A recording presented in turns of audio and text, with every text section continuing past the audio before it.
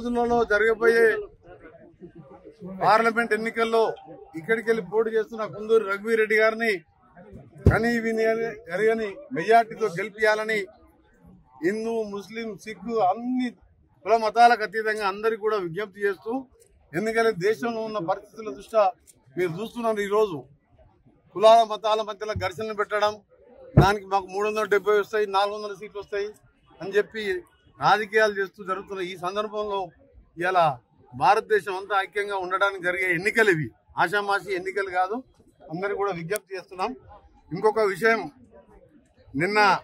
మొన్న హరీష్ రావు గారు వాళ్ళ ఎన్నికల ప్రచారంగా కార్యకర్తలు లేరు, ప్రజలు లేరు, వాళ్ళకి అభ్యర్థులు లేక వాళ్ళ బాధ కాదు, వాళ్ళ మాటలు కానీ కాకపోతే ఒకటే తీవ్రంగా ఎందుకు ఖండిస్తున్నానంటే, నిన్న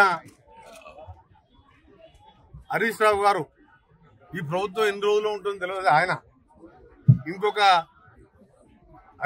మన మహేశ్వర్ రెడ్డి అని ఒక ఆయన ఈరోజు దీంట్లోనే 5 గ్రూపులు ఉన్నాయని చెప్పి ఆయన చిట్ చాట్ లో మాట్లాడుతూ చేస్తున్న సందర్భంగా నేను ఒకటే మాట చెప్పదలుచుకున్నాను. మీరు విజ్ఞతతోని మాట్లాడండి. మీరు ప్రజాస్వామ్యంలో ఎన్నికలు జరిగిన తర్వాత 5 ఏళ్ల వరకు ఆ ప్రభుత్వం ఉంటుంది.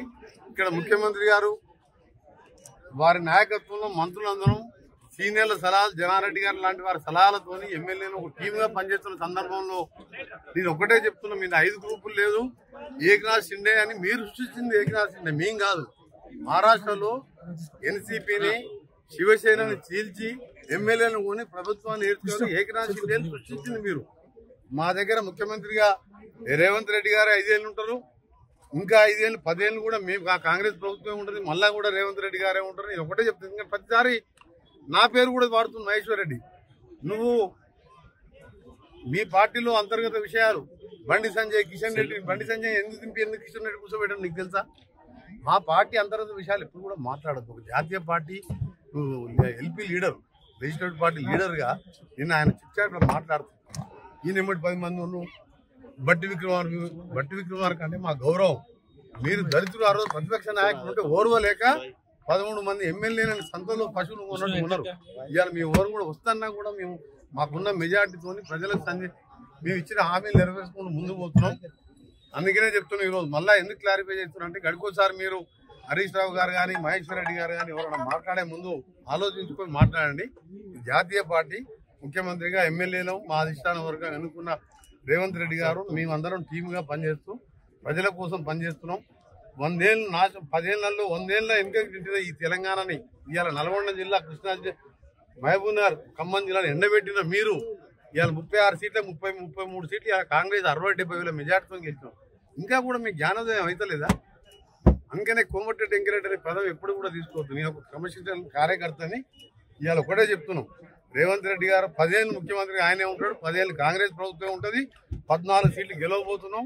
మీ అందరూ కూడా సహకరించాలని విజ్ఞప్తి చేస్తూ ఈ చిట్ చాట్లు, పనికిరాని మాటలు బంద్ చేయరు, ప్రభుత్వాలను పడగొట్టు మాటలు బంద్ చేయరు. అట్లా అనుకుంటే మీ 50 ఏళ్ళు పాలించినాం, ఏ ప్రభుత్వాన్ని పడగొట్టలే కాంగ్రెస్ ప్రభుత్వం. సెక్యులర్ పార్టీగా మీ అందరూ కూడా పవిత్ర దినమైన రోజు మా ఆపోజిషన్ నాయకులకు చెప్తున్నా, ఇక ముందు మా ఇంటర్నల్ పార్టీ గురించి కానీ మా పార్టీలో గ్రూపులు ఉన్నాయని కానీ దళితుని అవమానపడుతుంది. మీరు దళితులు ముఖ్యమంత్రి అని చెప్పి మోసం చేసి 13 ఏళ్ళు వాడుకొని ముఖ్యమంత్రి అయింది నువ్వు. మేము మాట తప్పలే, 6 గ్యారంటీలు ఇచ్చినాం, 6 గ్యారంటీలు అమలు పరిచడానికి ఇచ్చినాం. ఎలక్షన్ కోడ్ వచ్చింది, కోడ్ తర్వాత రైతు బంధు, రుణమాఫీ అన్ని చేసి చూపిస్తాం. ఒకటే చెప్తున్నా, ఇది మీరు రిక్వెస్ట్ అనుకోరి, వార్నింగ్ అనుకోరి. మహేశ్వర్ రెడ్డి గారు కానీ హరీష్ రావు గారు కానీ ఎప్పుడు కూడా మా పార్టీ ఇంటర్నల్ మాట్లాడితే మీకు ప్రజలు సరైన బుద్ధులు మన చెప్పినాం. మీకు ఒక్క సీటు తెచ్చుకుందాలంతే.